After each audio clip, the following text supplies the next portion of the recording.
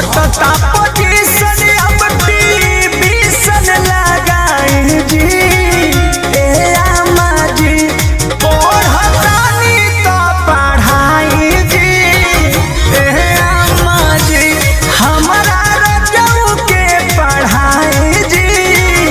ए आमा जी।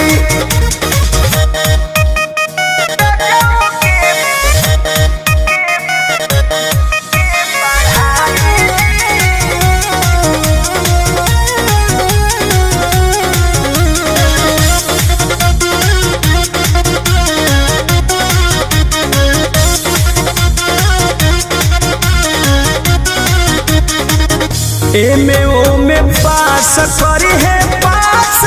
है बीएडी डॉक्टर कहल कटर चाहे बन जई है सीएडी ए अम्मा जी अरे पंकज बबुआ लेखा हो गई है। एमे ओमे पास करी है बीएडी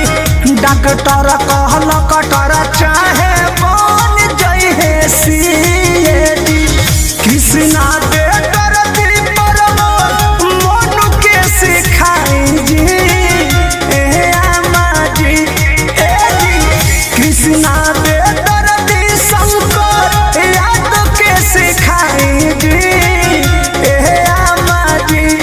पढ़तानी तो पढ़ाई जी ए आमा जी कि हमारा पियऊ के पढ़ाई जी खेती किसान